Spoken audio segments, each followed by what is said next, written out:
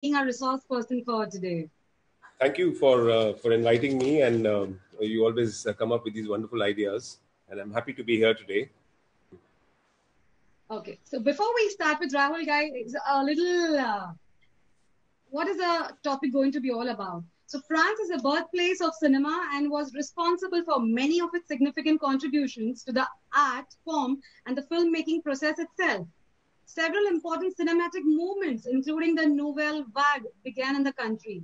In France, cinema is taken seriously, traditionally considered an art rather than merely a form of entertainment or an industrial product. So today we are going to delve into the French culture and the history of films with Rahul.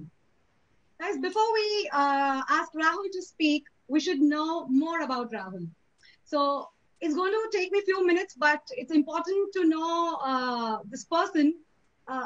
He is very resourceful. Trust me, he's very resourceful. So when I read out his bio, you're going to know what is Rahul all about. So starting off in 1984 with the Delhi theatre group Chingari. Apart from his abiding interest in acting in films, TV and theatre, Rahul Vohra has a deep understanding of Indian folk and classical arts and of the world aesthetics, theatre and cinema. First, as founding coordinator of Sarthi, a voluntary group set up to address basic rights of traditional artists and artisans, and since 1999, with his own independent company, '99. Rahul has directed productions with troops of performing artists and craftspersons from all across the country.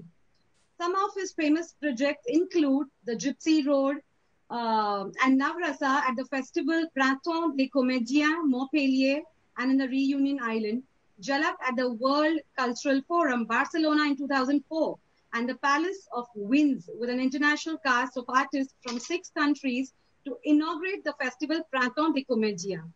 In June 2005 and in 2008, the Mahabharata with Jean-Claude Carrière and Tejan Bai and an international cast in Reunion Island. Rahul has been artistic consultant on several documentary film projects of various French TV channels. Rahul has acted in many seminal feature films and short films in Hindi, like Monsoon Wedding, Sanj, Swadesh, and also Frank Apredier's Le Paresseur d'Enfants de Pondicherry. On television, he has featured amongst others in shows like Amma, Family, Good Morning Today, Bhavar, Ye Dil Kya Kare, and many more. After graduating in economics from the University of Delhi, Rahul completed a master's in French cinema and translation from JNU, Delhi, and then specialized in international cultural management with a state doctorate at FIC UNESCO, Paris, and the University of Burgundy, Dijon, France. Rahul is fluent in English, Hindi, and French, and can also speak some of Punjabi, Spanish apart from all these.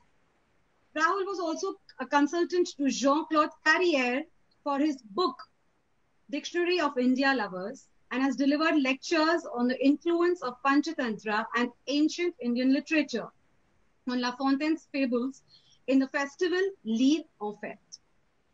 Artistic advisor on the board of NNCP Films, on the board of governors of FDCI, and on the governing body of the Goa Kala Academy College of Theatre Arts, a member of the SACD. He holds the most prestigious award, that is Chevalier de l'Ordre des Arts et des Lettres, by the government of France in 2014 for a significant contribution to theatre and cinema. Rahul, an evening is going to be less if we start discussing with you. So totally over to you, and I would like to ask you first, where do we start from? Well, first of all, I must say I'm overwhelmed and embarrassed. You just sort of, you said so many things, but it's going to be difficult to sort of to be à la hauteur de tout ça, But thank you very much for your introduction. And if you want to know where we start from, comme disent les gourous, les grands gourous, Peter Brook et Jean-Claude Carrière, en citant d'autres grands philosophes, commençons par le début. The best place to begin is at the beginning. Okay. So, Avant de m'amorcer vers le commencement et avant de même déclencher le début, je dois vous dire que dans le cinéma, on parle très souvent d'aller depuis l'écriture à la projection. From ink to screen, okay? We talk of that very often because on dit que comment on va traduire les paroles ou les phrases qu'on a écrites et les mettre sur l'écran. Comment comprendre les références, le contexte, la prononciation, the enunciation, meanings, niveau de langue, les différents types d'argot, pigé ou pas pigé, the spoken as opposed to the written word, sans parler bien sûr of gesture, stance, gaze, expression, emotion, les gestuels, l'allure, l'attitude, le regard, l'expression et ainsi de suite. Connaître la mode et les mœurs d'un peuple, la gastronomie, l'œnologie, la littérature, la peinture, les métiers, la musique, l'architecture, les droits et les lois. Mes excuses à Victor Hugo. It's a beautiful text. You should read it. And I could go on and on and on. You know, cinema is a brilliant manner to sort of learn all of this. And this has been my personal experience. Mon expérience personnelle a été d'apprendre et d'aimer à connaître et de comprendre cette magnifique culture qui est la France. On dit toujours que jouer, c'est d'observer. C'est d'observer la moindre des détails. Moi, je voudrais faire un voyage à l'inverse. Depuis l'écran à l'encre. I want to take you from screen to ink. You know? Ou comment vraiment bien connaître une culture à travers son cinéma. Et pour cela, je vous révèle d'abord notre champ d'opération, comment on va procéder aujourd'hui. Je vous ferai part de ma propre... D'abord, je vais vous faire une sorte de petite introduction. Et après, je vais vous faire part de ma propre pérégrination à travers ce pays de trésors extraordinairement divers que j'ai découvert au fil des années, tous regroupés sous la simple appellation la France. Très, très proche à notre pays, l'Inde, unified in its panoply of diversities. Or, as someone once famously said, l'arbre greffé aux fleurs exotiques. Et puis, on regardera quelques exemples dans les films que j'ai choisis. Tout cela, bien évidemment, hyper pertinent aujourd'hui. Let me start with the Natya Shastra, or what we call the fifth Veda, as narrated to the sage Bharat, in which there's a story. There's a king who wanted a piece of metal, un roi qui cherchait un bout de métal pour façonner une statue pour pouvoir la vénérer. Donc, le roi va voir un sculpteur en disant « Monsieur le sculpteur, donnez-moi un peu de métal parce que j'aimerais bien en construire une statue. » Le sculpteur dit « Ah bon, d'accord, ok. Vous savez sculpter ?» Il dit « Non, je ne sais pas sculpter. » Il dit « Ah bon, c'est pas grave. Avant de sculpter, il faut savoir peindre. » Il dit « Ah bon, d'accord. Vous savez peindre ?» Il dit « Non, je ne sais pas peindre. » Il dit « Ok, d'accord, allez voir un peintre. » Donc, il va voir un peintre. Le peintre lui dit « Ah, vous voulez peindre? Super, d'accord, magnifique. Est-ce que vous savez écrire ?» Il dit « Écrire? Est-ce que vous savez écrire ?» Il dit « Non, je ne sais pas écrire. » D'accord, que vous ne savez pas écrire. Ben vous allez voir un scribe, un khatib, ok? Donc, il va voir le scribe en disant que j'aimerais bien apprendre à écrire parce que avant d'écrire, il faut que je peigne, avant de peindre, il faut que j'écrive. Donc, le peintre lui dit, ah, vous voulez écrire, d'accord. Vous connaissez la poésie? Il dit, non, je ne connais pas la poésie. D'accord, ok, allez voir un poète d'abord. Donc, il va voir un poète. Et le poète lui dit d'aller voir un chanteur. Le chanteur lui dit, ah d'accord, vous voulez chanter, d'accord. Est-ce que vous savez danser? Il dit non. Il dit d'accord. Il va voir un danseur et le danseur lui demande, ah vous voulez danser? Est-ce que vous savez sculpter? Tout ça pour vous dire que il n'y a rien qui est au hasard. Everything is interconnected. So which is why I'm starting from the Natya Shastra. You'll wonder why I'm starting with the Natya Shastra in a story like this. Or in a webinar like this. But you know, everything is connected. The five elements, the five senses that we have, le feu pour voir, l'eau pour goûter, l'air pour toucher, la terre pour sentir et le vide pour écouter. Je répète encore, il n'y a pas de hasard dans la vie. Donc, commençons par le début du cinéma. We start on the 9th of April 1860 with Edward Léon Scott de Martinville and son phonographe. 17 years before Edison. Man always knew how to reproduce an image of man. You know, right from the rock paintings of prehistoric ages, there are people who painted on the walls and they were little figurines. We always think that cinema was born the day we could reproduce. So the baby steps of cinema were taken in 1860 by Edward Léon Scott de Martinville, a Frenchman. It was discovered some time ago. And this is the first recording. I'll just share it with you. So,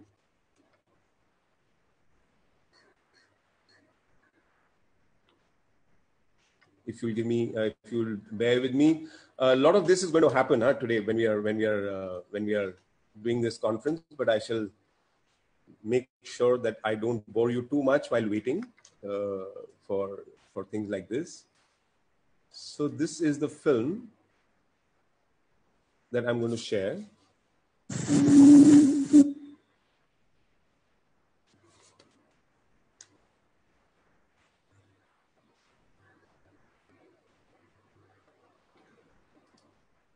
Okay, here we go.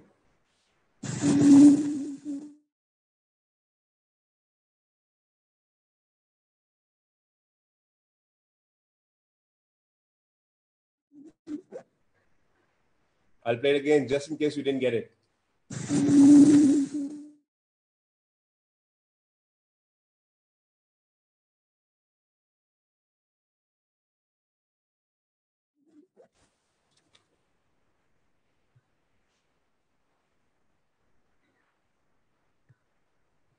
So, je ne sais pas combien d'entre vous avez entendu ce que c'est. C'est une très ancienne cantine au clair de la lune. You know, au clair de la lune, mon ami Pierrot, which again by in itself is a whole other story for me, because there are lots of theories in this. You know, they say au clair de la lune, mon ami Pierrot, prête-moi ta plume. So everybody says prête-moi ta plume, give me your quill to be able to write with it, because I need to write some words. But many people say that it's actually prête-moi ta lume. Lume is a little lamp that used to be kept alive to light the lights in the houses. And I mean, a little flame. You know, they say, give me a little flame to light the lamps in the house. So it was prête-moi ta lume, which comes from the word lumière. And you'll see why I'm coming there, you know. If we go from here, now again, I've just taken a simple cantine de Français, which of course is taught to everybody. All of us learn it, and even kids learn it, and even musicians who have traveled with me to France have learned this first, because it's one of the easiest tunes to pick up. This along with Frère Jacques. If you just look at this and you go into the intricacies of this poem, you will go into what are the different contexts and the references. Quelles sont les conséquences d'avoir appris cette cantine? Vous savez, vous pourriez partir, on peut partir dans la polémique des lumes et des plumes, et qui nous amène très, très, très ailleurs. Battre le briquet. I don't know if many of you know what the term battre le briquet means. It's a euphemism for having sex. You know, it's a way to say, let's go have sex, you know. So it's battre le briquet. It's a very, it's got various other overtones, you know, this petite cantine, which is taught to all the kids. If you look at alouette is actually a lark. I'm sure all of you have learned alouette. And it's a very funny, you know, nursery rhyme, because it talks about a man plucking the feathers of a lark. That's because in Canada, where it comes from, this cantine, they used to eat larks. So we've already gone into something else with just one little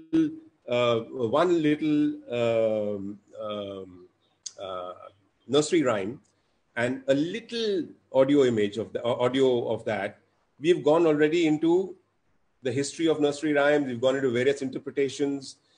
And also, if you look at Mon ami Lubin.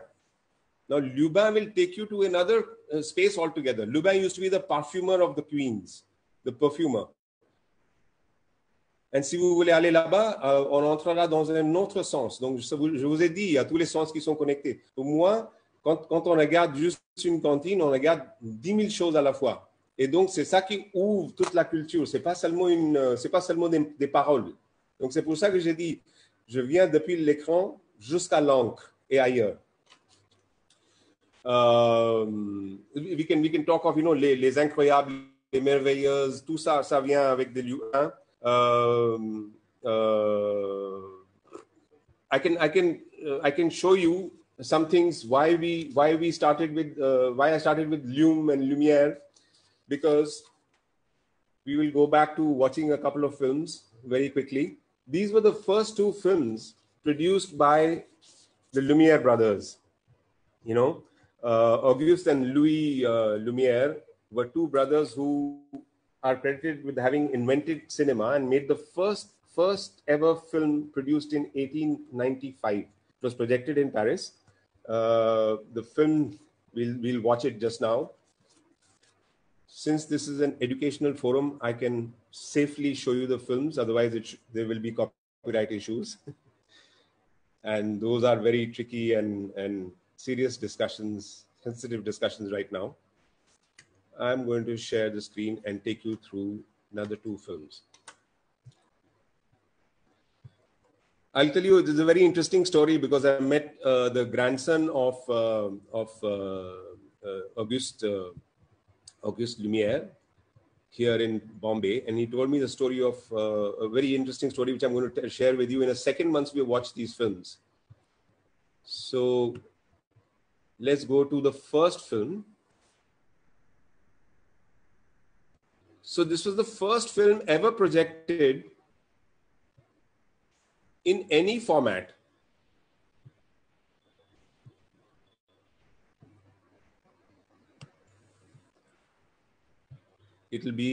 I'll be with you in a second. In 1895, and this is what actually launched what we call cinema today. Okay. I will share with you the screen. Allons là-bas. Voilà, le premier film du monde, 1895.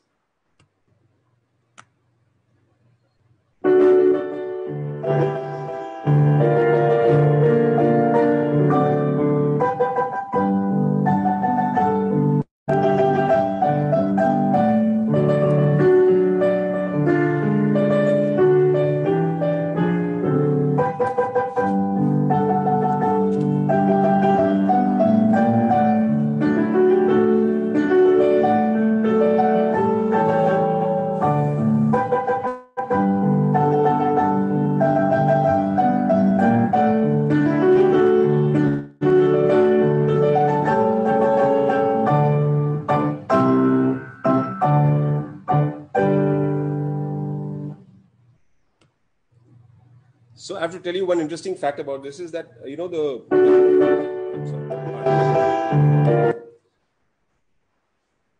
the camera angle has not changed very much in the last 120 years, 125 years, because most cameramen, when they want to shoot a train coming in, it's on the platform with a look near the wheels and also looking through the crowd to see the extent of the platform. I mean, it's a very interesting film that has been made, and really. Rahul? Pardon me. Rahul, Yeah? sorry to interrupt in middle. I think you'll have to show that clip again because I think the screen was in freeze mode. We couldn't see the scene of that platform that you were saying. Okay. I'll show it. Yeah, please. Yeah. 1 second.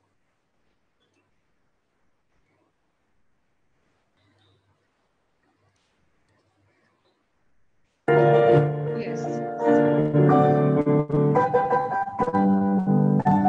So this is the frame I'm talking about, this platform, and you can see the extent of the platform and the train coming in.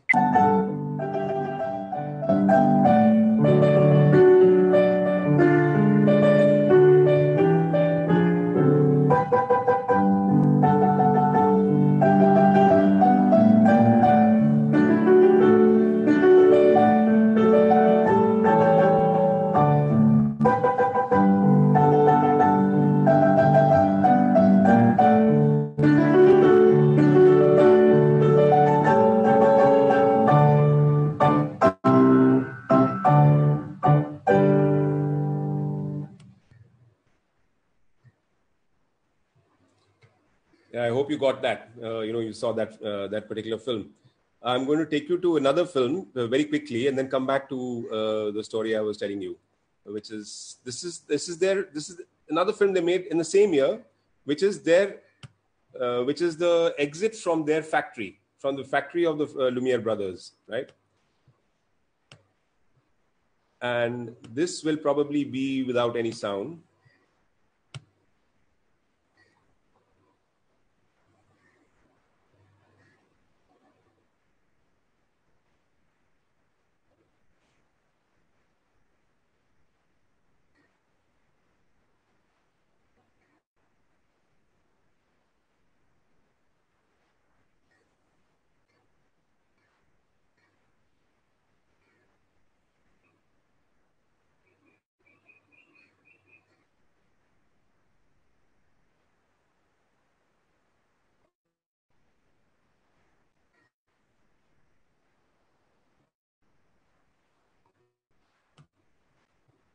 There you go.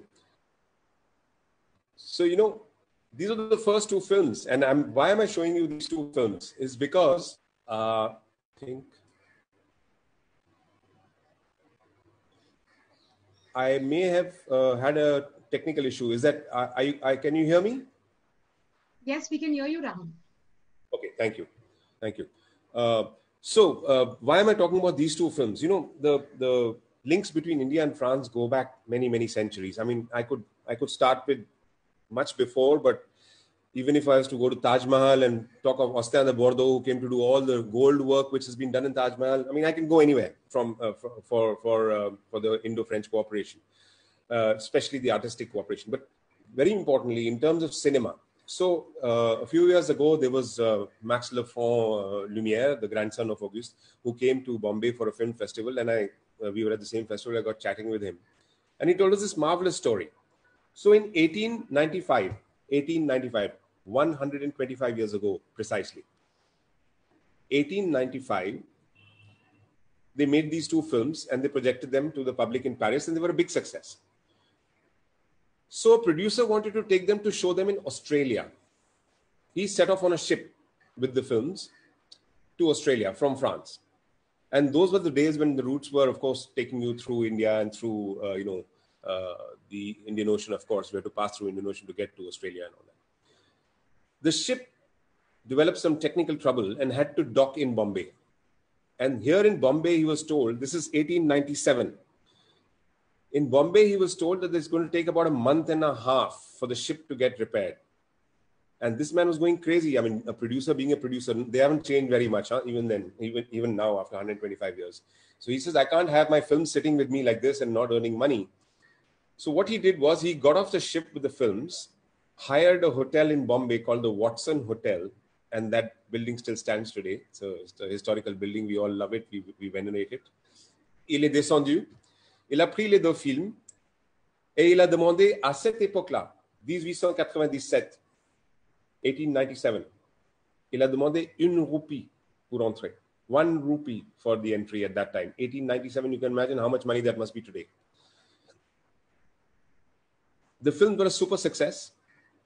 Tout le monde a adoré. Tout le monde était émerveillé avec cette nouvelle vision, cette invention extraordinaire. Et du coup, les Indiens, étant les Indiens, ils ne voulaient pas être très derrière. Donc, ils ont commencé à faire des films et faire des essais. Et tout d'un coup, en 1913, on a eu le premier film indien qui s'appelle Raja Harishchandra, le long métrage indien qui s'appelle Raja Harishchandra, de Dada Saheb Phalke. Ils ont aussi compris que le film, c'était un moyen qui avait des potentiels extraordinaires d'influencer les gens. Extraordinaire. Et du coup, ils ont commencé par la mythologie. Tous nos films sont commencés déjà par la mythologie et après, on a diversifié un tout petit peu pour créer d'autres films. Mais tout au début, on avait tous des films comme ça. Hein, tous des films comme ça. En tout cas. So we are here now. We are at 1913 and cinema is born in India. Okay.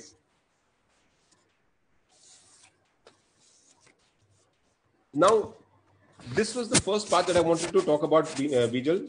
Just a little introduction to how cinema came to India and what is the link with France. Right. If there are any questions now, I can take them or I can continue. I have 2 more sections to talk about. We'll take the Q&A at the end altogether, I feel. All right. Okay. Okay.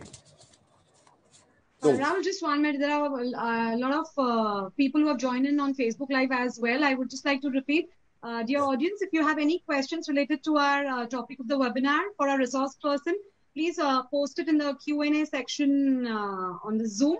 And if you're on Facebook, you can put it in the comment section. Thank you. OK.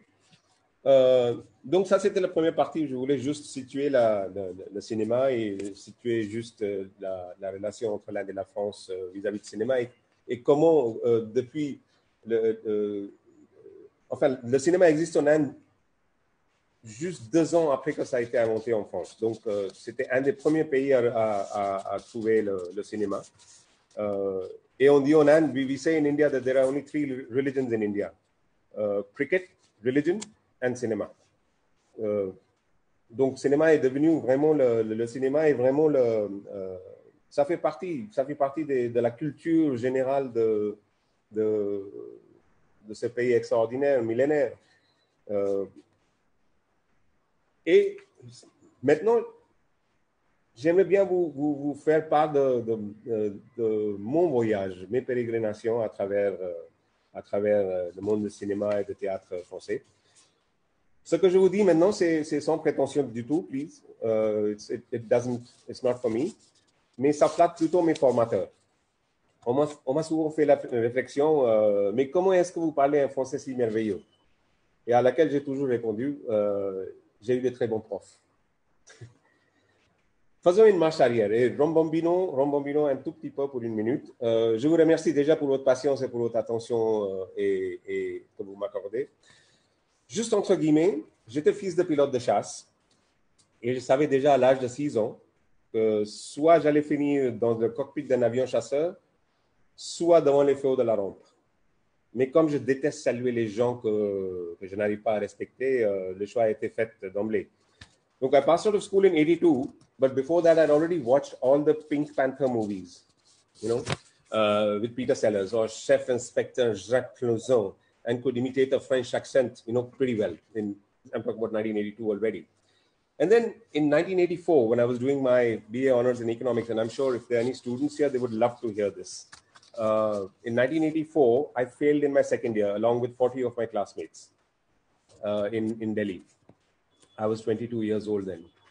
J'avais 22 ans et pas réussir une année de l'université, fils de militaire et officier de l'armée de l'air, c'était magnifique. Donc, on n'avait pas de choix, il fallait doubler l'année. Donc, comment on fait? Qu'est-ce qu'il y avait à faire? Donc, j'ai dit, OK, d'accord, je vais apprendre une langue. Et je suis parti voir Max Müller-Böwen parce que j'avais des oncles qui habitaient en Autriche. Et je me suis dit, bon, je vais apprendre l'allemand et comme ça, je ne sais pas, un jour peut-être j'irai en Autriche, donc je pourrai parler en allemand. Et j'ai toujours aimé les langues de toute façon. Depuis mon enfance, j'ai toujours appris plein de langues et toujours aimé des langues. Et donc, j'ai dit, bon, je vais apprendre l'allemand. J'arrive à Max Müller-Böwen Delhi et qui me disent, ah non, on a fini, revenez dans 6 mois. Donc, je dis, ah, ça, c'est pas commode. Et je suis parti à l'Alliance française. Le hasard.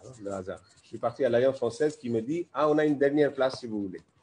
Je dis, OK, avec plaisir, je le prends. Il dit, we have a scheme where if you stand first in your class, your next semester is free. So I was lucky I got 5 free semesters at that time. And I finished my equivalent of a BA degree of French along with my economics honors degree, which sort of really doesn't serve me as well, as much as French does. Pendant que j'étais à l'Alliance française, il y avait un groupe de personnes qui voulaient créer une troupe de théâtre et donc ils cherchaient des nouveaux membres.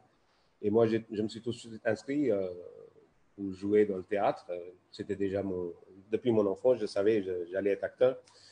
Donc, Donc j'arrive là-bas et il y avait plusieurs personnes, tous francophones, tous professeurs, instituteurs ou des élèves de français. À ce moment, je dois commencer plutôt par K. Madhavan, qui m'a encouragé de me postuler, une fois que j'ai fini mes études à l'Alliance, de me postuler pour une maîtrise à JNU, tout en continuant à faire du théâtre. And at that time, there were 12 national seats for the MA in French, I think. And il y avait aussi mes collègues et compatriotes et amis à vie de Chingari qui m'ont beaucoup aidé à apprendre le français. Et c'est à ce moment-là que je regarde Les Enfants du Paradis, 1789 et Molière, les trois films qui sont devenus carrément nos écoles de théâtre, en quelque sorte. So you know, the French theater and French cinema always had a very, very profound impact on at least my way of acting and my way of being and even my way of thinking, because of reading all the French philosophers. Mais tout ça sans oublier quand même une personne qui m'a beaucoup marqué dans ma vie d'étudiant, dans ma vie de chercheur, dans ma vie d'artiste, vie de polyglotte. You know, they say the best guru is the one who wishes that his student or her student becomes greater than the teacher itself. And I have to salute somebody here. I will take a minute. This is a very personal minute to salute somebody who disappeared, qui s'est éteint le 14 juillet. You know, so this is. I'm going to share a picture with you of this lady.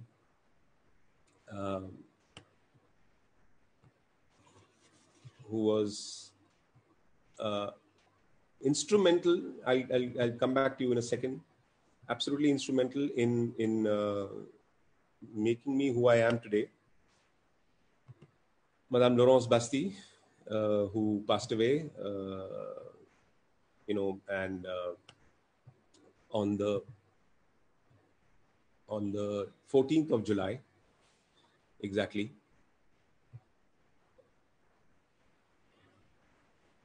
For 47 years she lived in Delhi. I always wanted to live here, and with her French passport, and is now buried in Delhi.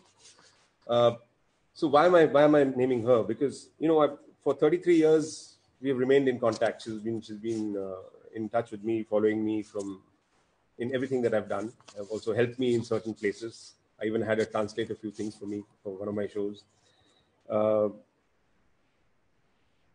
The story with her is very funny because le premier jour que j'arrive à JNU à 9h du matin, première classe, tout le monde nous dit, Madame Bastille, vous allez voir, elle est très, très, très, très, très, très stricte. Le meilleur note que vous aurez avec elle, c'est un C-. Donc j'ai dit, ah bon, d'accord, ok, on verra. On arrive là-bas et elle dit, ok, surprise test at 4 o'clock to see pour voir vos niveaux de langue à chacun. So, et sans solliciter une réponse, elle a dit, ok, j'espère que ça va. J'espère que ça va. Et tout d'un coup,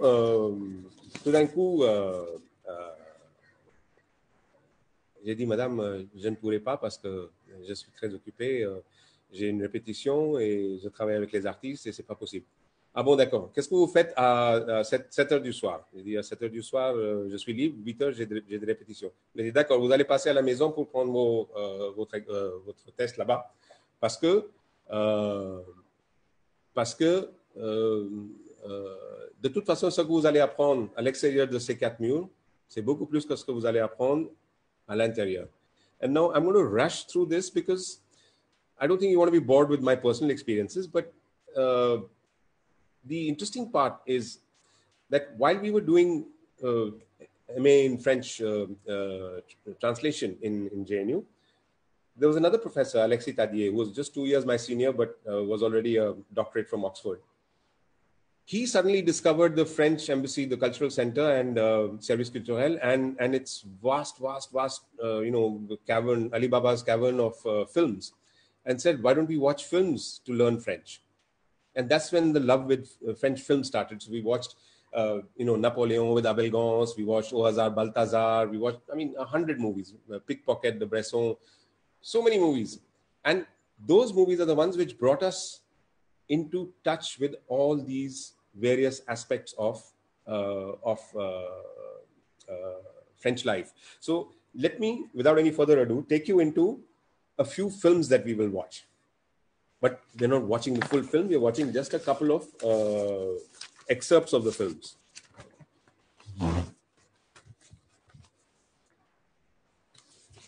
So I'm going to start with a very nice film.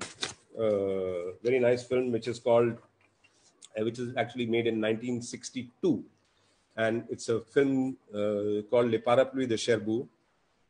If you haven't seen it, I suggest everyone that you should watch this film. It's one of the most exquisite films ever made, a classic of world cinema, not even French cinema, world cinema, made by Jacques Demy. 1962, but watch and see why I love this film. I'll show you a few excerpts of this.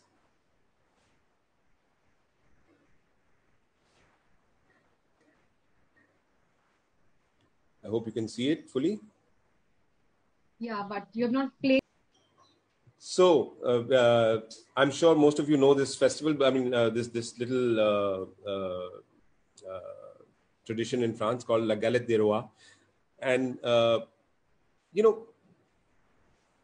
when you watch a film by a master, there's an extraordinary bit of information that's been stuffed into the film, which sort of if you decipher layer by layer, you go into various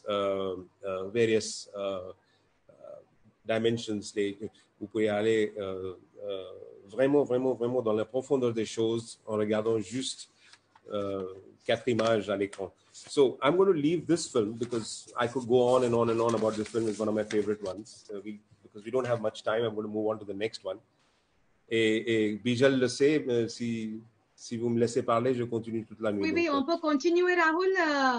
C'était génial that how with just one film, you helped us explore that, we could take so many different things. Like you spoke about the pouvoir conjugation, we spoke about the vinaigrette and the festival. So as teachers, it is on us actually, you are teaching us how to explore each segment of the film. That was really wonderful, Rahul.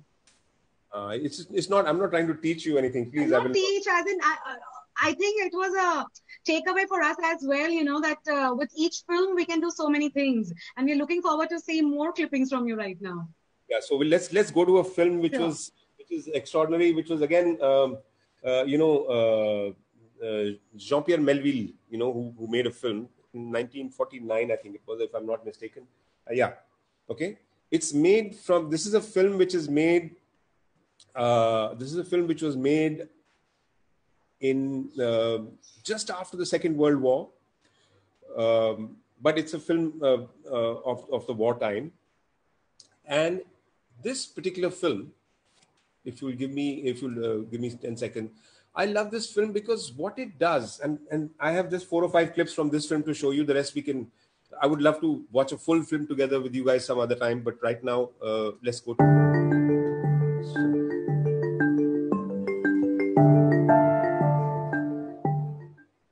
Okay, so I'm afraid I have to look for these things like this, so because there is no other way to do it.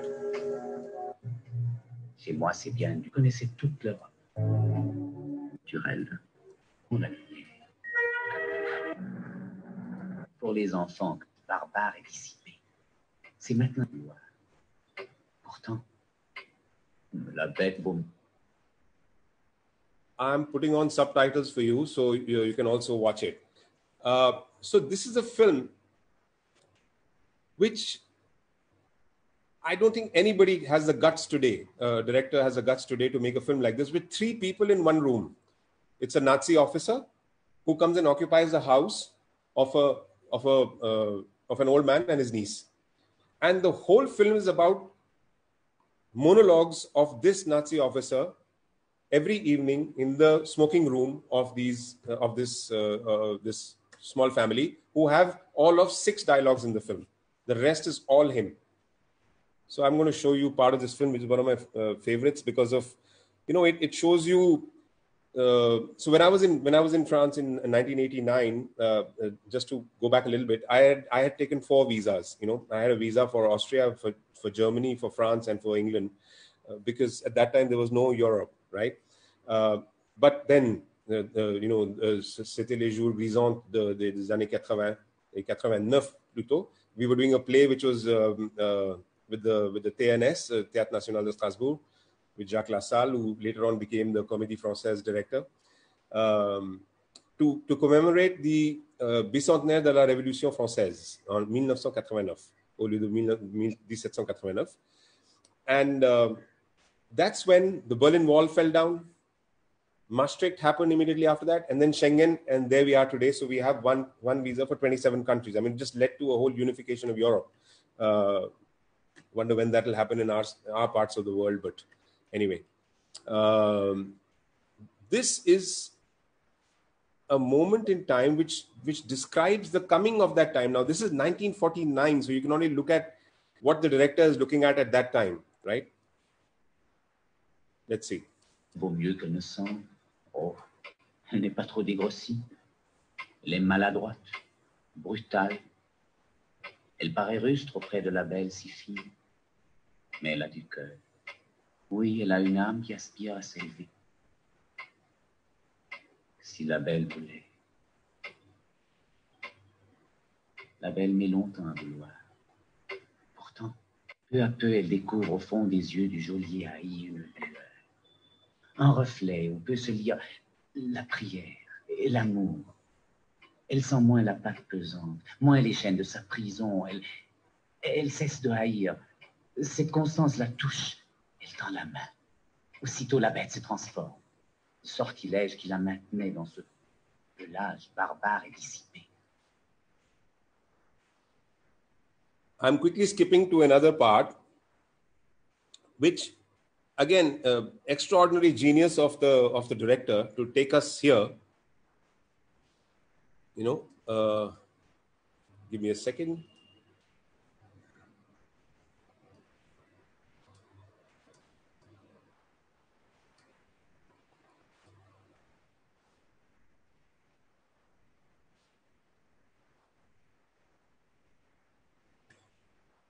So here we go. Elle n'est pas si belle. Oh, celle-ci dépend des objets qu'elle éclaire, des habitants de ce fumoir.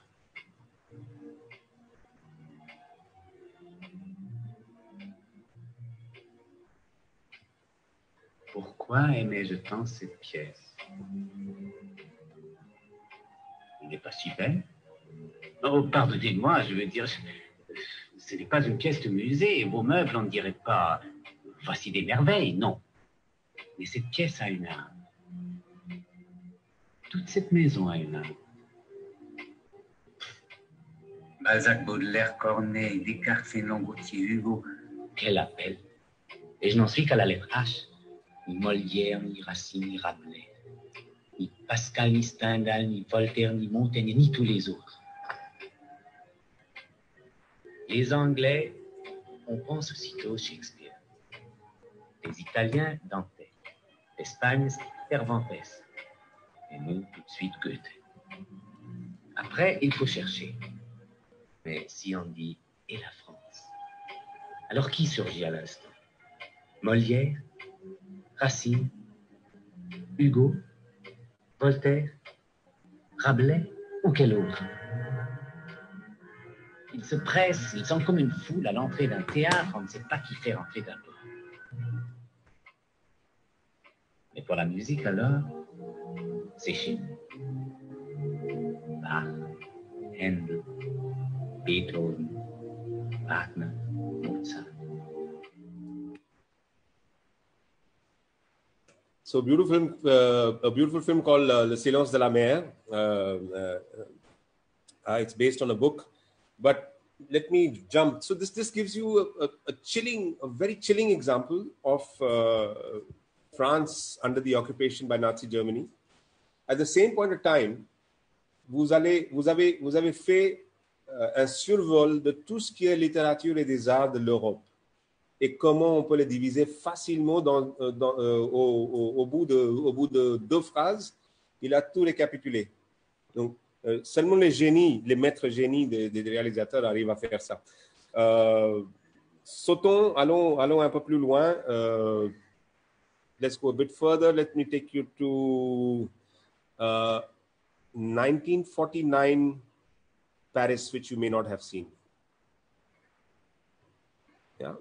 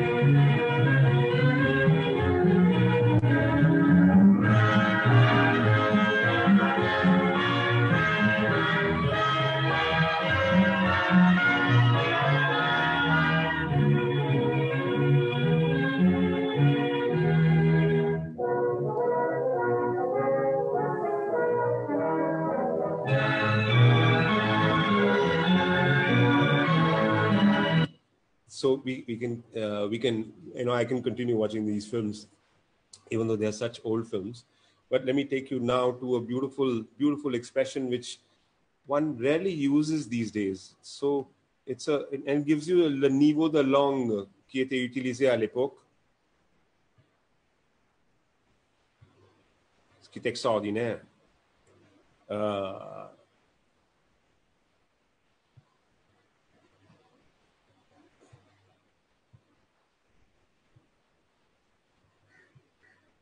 So he asks a question and says that, I've been ordered because now the Nazis are sending people to the camps and exterminating people and all that. So he's ordered and he says, I don't know, I have a very big dilemma.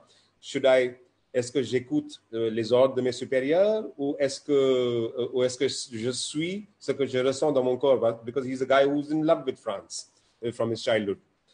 He's an aristocrat from Germany. So this is a reply which was given by the family to him.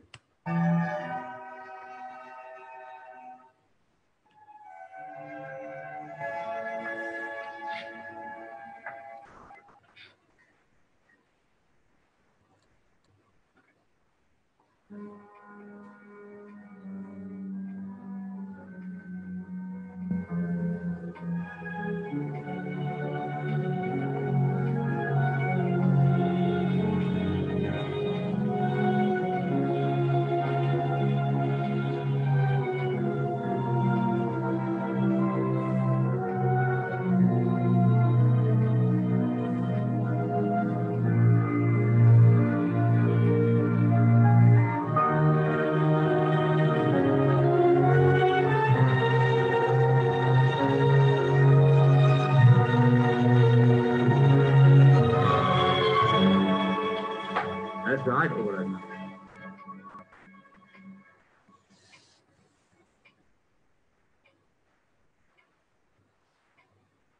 Jawohl. Ich komme.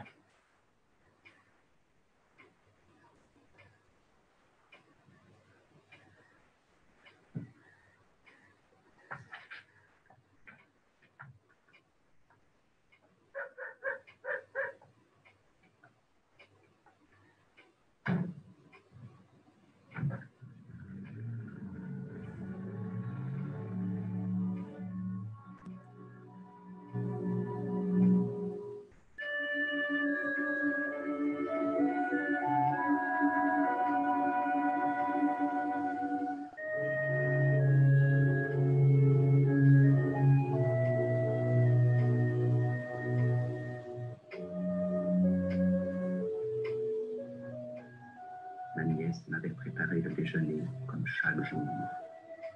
Elle m'avait servi en silence.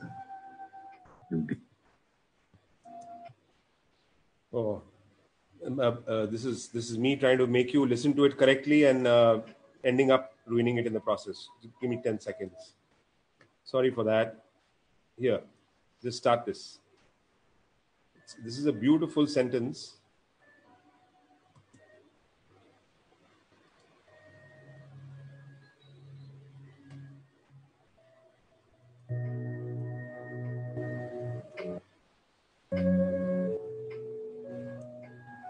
Ma nièce m'avait préparé le déjeuner comme chaque jour. Elle m'avait servi en silence. Nous bûmes en silence. Nous bûmes en silence. I mean, a simple film can teach you which tense to use at which time. Nous bûmes en silence. It's something so poetic that it's never heard these days. Very few people use this kind of a language, and this level of a poetic language of French, which is of course written by the author himself.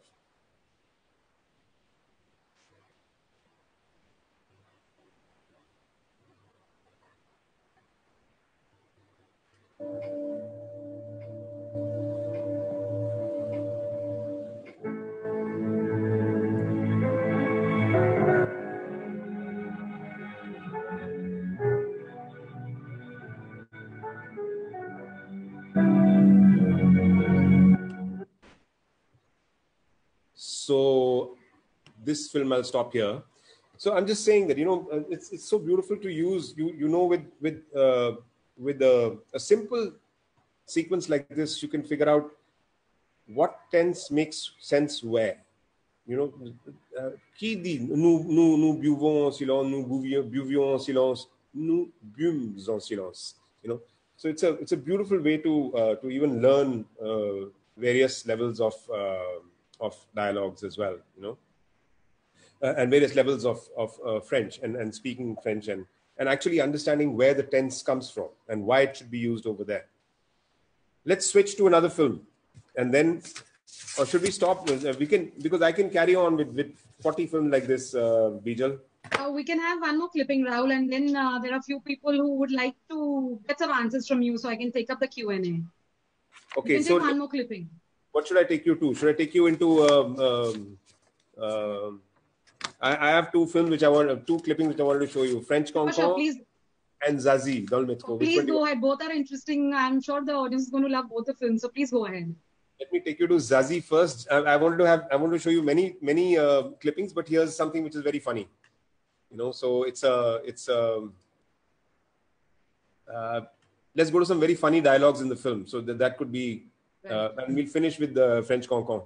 You know, French Cancan, comme they call it, comme il l'appelle. I haven't even gone to Ascenseur pour l'échauffour and stuff like that, but at some other point. Zazie dans le métro.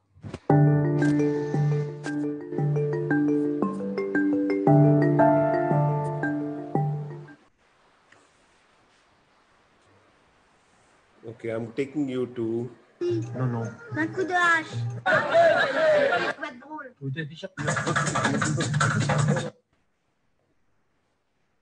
Okay, I'm taking you to a very funny part of the film. We'll watch it together. Of course, again, this is one of my favorites. Here we go. You know, so we stop at this over here. I can take you to another part of the film which is quite interesting. So you know, this gives you as well in the 60s. If you look at it in 1960, I think this film was. If you look at it. What were the preoccupations of the people? Quels étaient les conflits interculturels, interraciaux et interclasses à l'époque? Donc tout le monde se foutait des flics, enfin se foutait, excusez-moi. Tout le monde, you know, nobody liked policemen, nobody liked judges. Everybody was, you know, supposedly a corrupted person. So the little kid and her journey through this the capital of France also takes us through a very interesting landscape of what the French thought of various parts of society at that time. Let me take you to another part where you can. I used to enjoy, when I was in Strasbourg, I used to enjoy imitating different accents. I could speak in an Alsatian accent, and I could speak in a. Oh, sorry. Pardon me. Oh.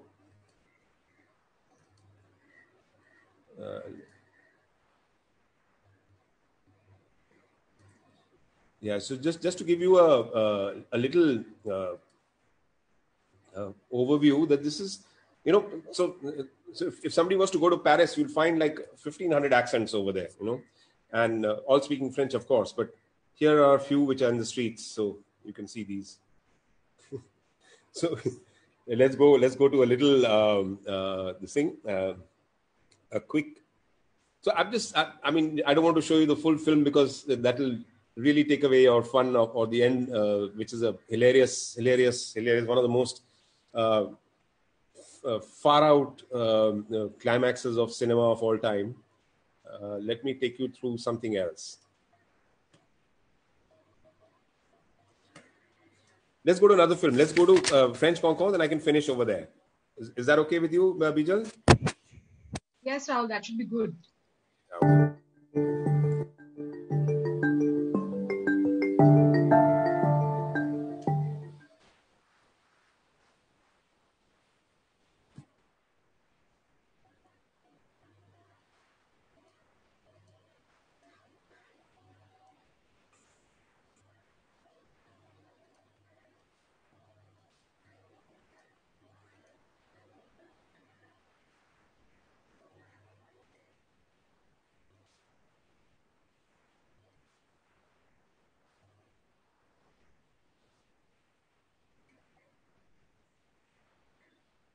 Okay, here we go. Thank you for bearing with me. Excusez-moi, ça prend du temps chaque fois, mais c'est la seule moyen de le faire parce que voilà. Allons-y. Regardez bien la scène qui vient d'après. Watch the scene that's coming next. Let me see if I can give you English subtitles. There you go. Okay. Voilà. Pour Casimir, t'as un bel avenir devant toi, hein? Allez.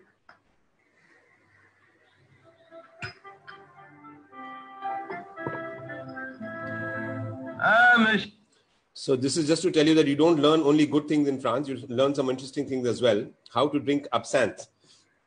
Now, you can check what is absinthe. I've had absinthe with a friend, made by a friend's grandmother, which was about 90 degrees proof, because she had le droit de l'alambic. If you learn about the le droit de l'alambic, you can figure out what that is all about. And it's just to give you a rough idea. Normal whiskeys and alcohols have a go between 38 to 45 degrees.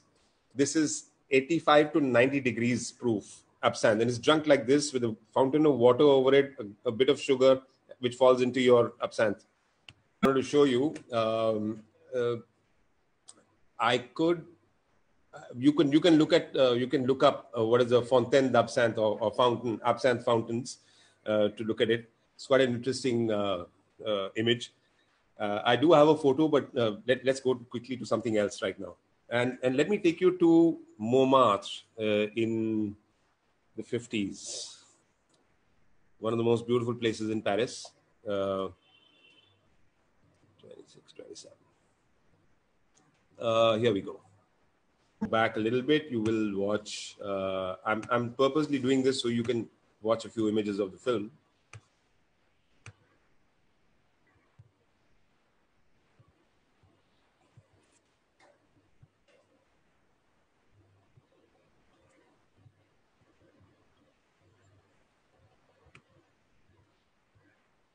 Moi, je peux carrément goûter le pain et boire le vin. Je le sens ici. So if you look closely, you can find lots of things in this frame. You can find a mutton shop, a shop selling meats. You can find commerce de vin, salade, people walking, Montmartre in those days.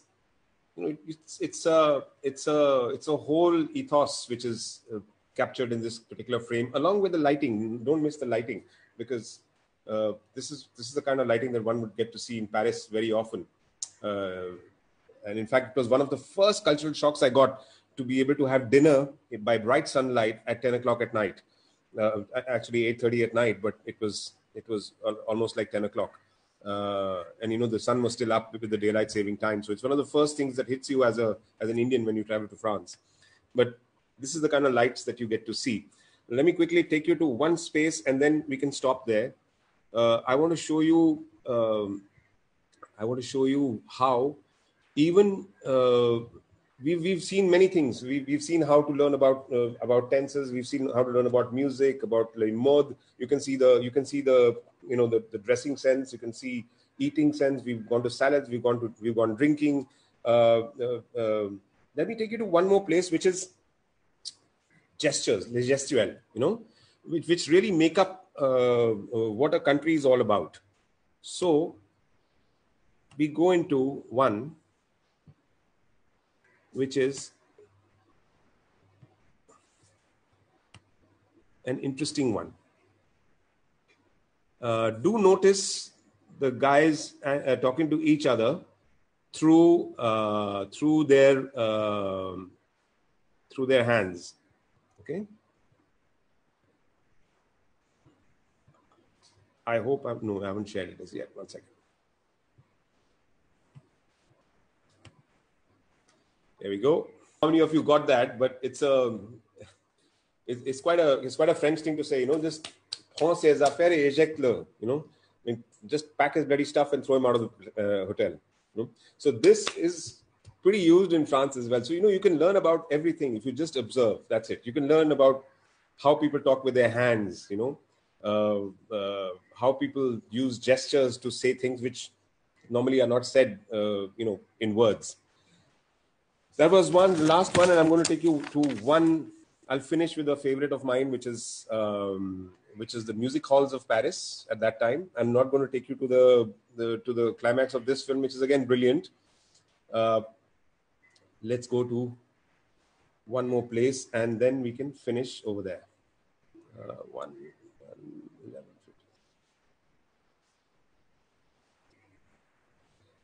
I know this is very tedious for you all, but please forgive me.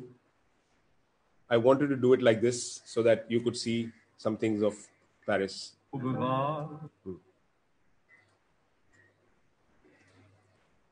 So this will give you an idea of what used to be the old, you know, music halls of Paris.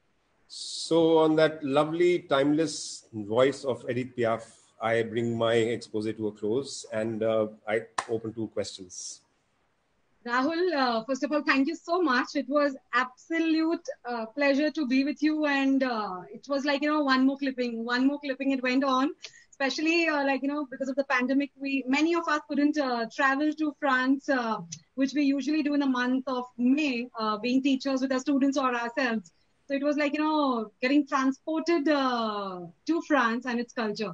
It was amazing. Thank you so much. So there are various questions in our Q&A section. Before that, I would like to invite Philip with me and Amrita ma'am. Philip, would you like to add a few words?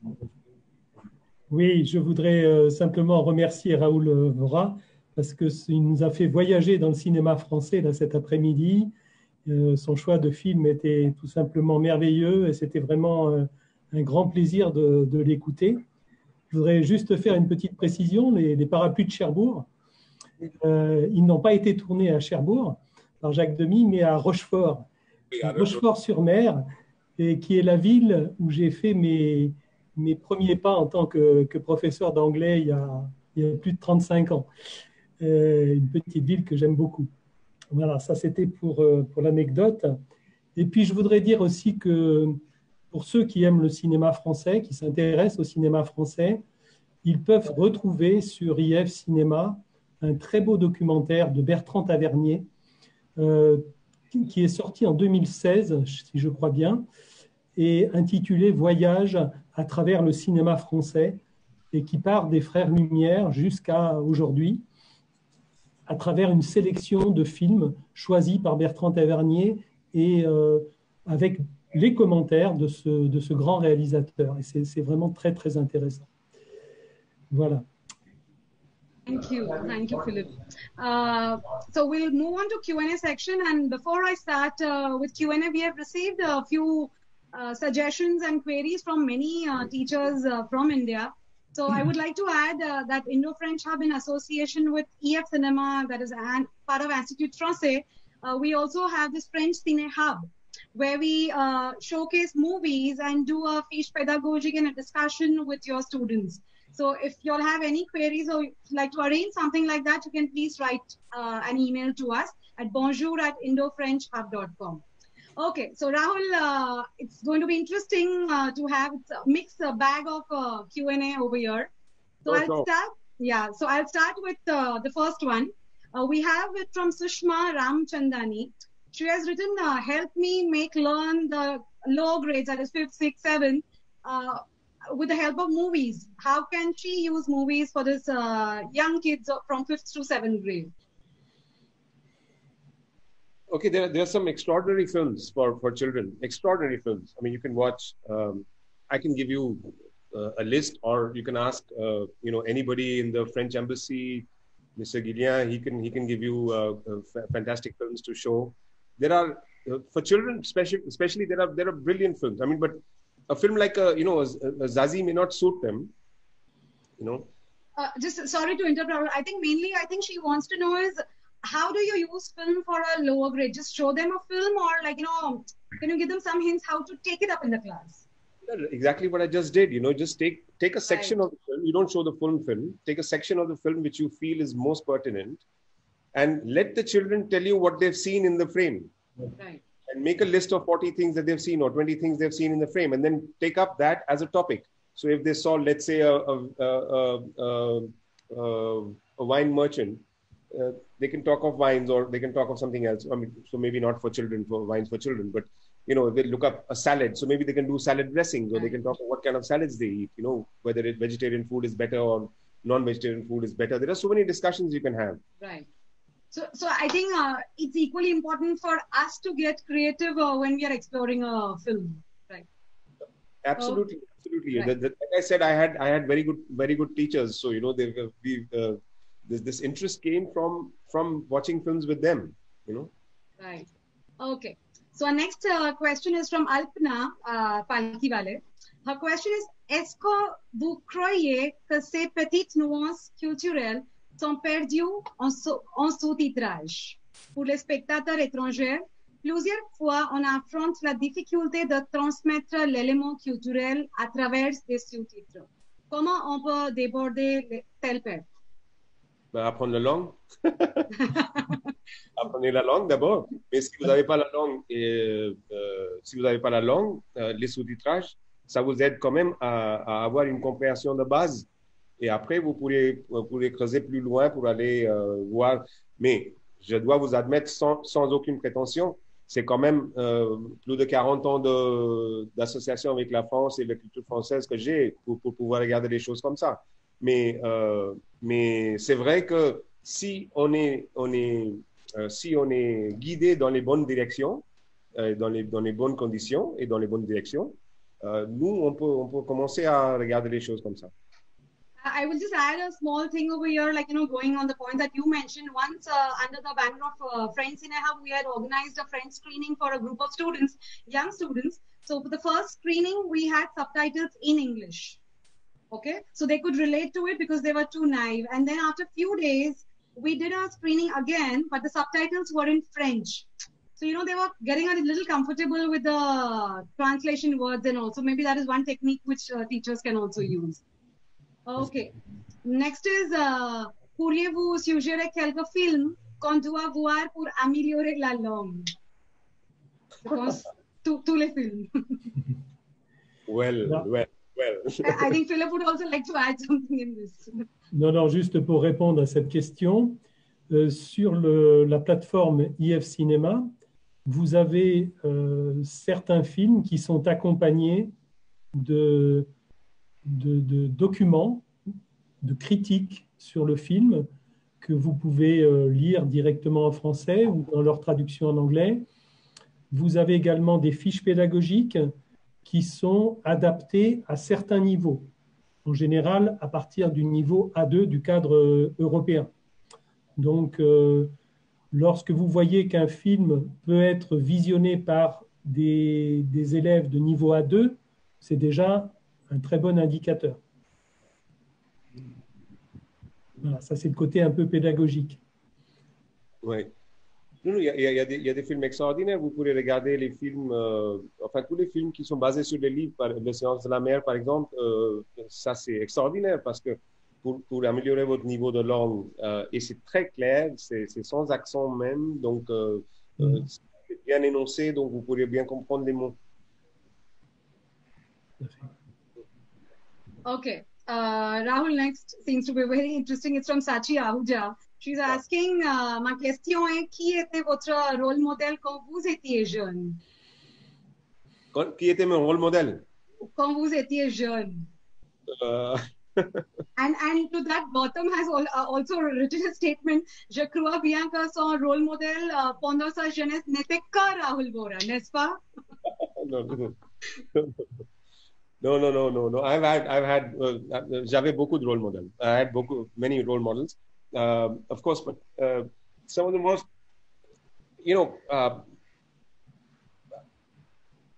like you explained in the beginning, I've juggled a lot of hats, between being a director, an actor, and a cultural advisor and everything.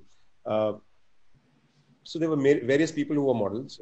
As an actor, I was fascinated, I still am, by a gentleman called Marcel Marceau. I wanted to run away to France when I was a kid, 22 years old. I spoke French, and I was wanting to go to study mime with him. That was my aim. I finally saw him in 1989 performing in the TNS in Strasbourg when he was 75. And he used to do this beautiful session where, he would go back in time. If you can watch a clip of that, it's an extraordinary study in theater. So I saw him at the age of 75 do a back bend like this and touch the floor like that at 75. You have to be a yogi to do that. You have to be a yogic practitioner to do that. But his style, his innovation is copied by everybody today across the globe. Everybody. He himself, of course, interesting tidbit is that he himself took a lot of inspiration from Kathakali and Kodiyatam. Oh, wow. Yeah. Great. Okay. We have a question from Sonali because she heard that you are also a part of theatre. She wants to know comment amener le théâtre dans les cours français. Cours français. Jouer les cours. Faites jouer les cours. Donner un rôle à chaque élève. Par exemple, si vous parlez des conjugaisons, donnez la conjugaison de vous à quelqu'un, de nous à quelqu'un, de il, elle à quelqu'un, et le passé à quelqu'un, l'imparfait à quelqu'un, et comme ça, vous pouvez jouer tout à fait du théâtre en jouant avec les mots. Okay. Okay. Next is from Pratna Asija. She is asking, est-ce que vous avez réalisé un film et utilisé les éléments qu'on en a parlé maintenant? Je n'ai pas réalisé un film. Je ne suis pas réalisateur. Je suis metteur en scène, mais pas réalisateur. Mais j'ai utilisé plein. In every work of mine, I try to use various elements. Try to go just beyond the medium. That's for sure. Yes. Right. And the last question for the evening, that's from Shubhika Chavda from Delhi. She's written, that's from Facebook. Being a contemporary actor in both Indian cinema and TV series, does the French culture or cinematography influence the change, the storyline or direction? Are you able to alienate one from the other?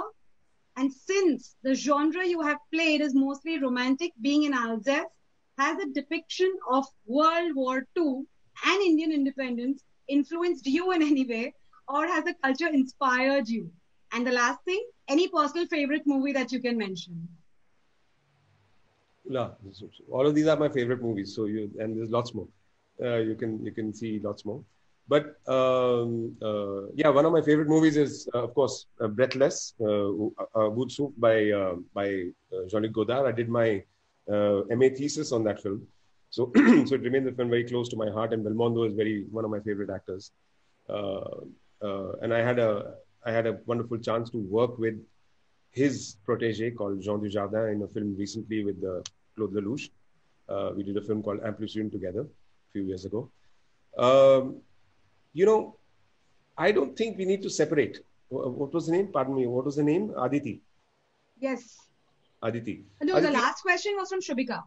Shubhika, sorry. Shubhika, I don't think we need to separate. You know, I think cultures only add to each other. You know, there's a very beautiful French philosopher whose name was Françoise Sagan. She always said that la culture c'est comme de la confiture. Plus on l'étale, mieux c'est. Culture is like jam. The more we spread it, the better it tastes. You know? So we should, instead of trying to alienate, we try and take the best elements from everything and see how we can create something new. I mean, you know, there's no such thing which says that it has to be an Indian film like this, or no such thing which says it has to be a French film like this. You know, this is a genre; it can go anywhere. Right, Amrita ma'am, I believe you would have some interesting inputs and something to ask Rahul.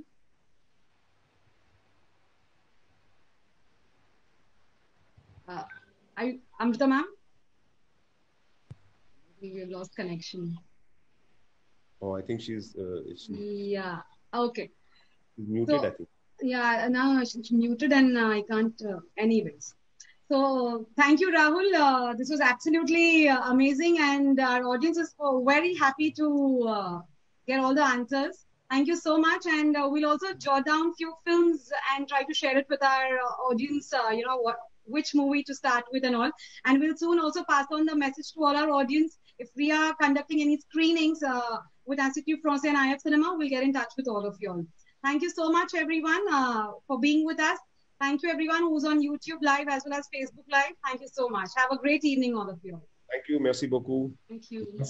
Merci encore. Merci. Au revoir, Philippe. Au revoir, Raoul. Enchanté d'avoir fait votre connaissance. Merci, à vous aussi.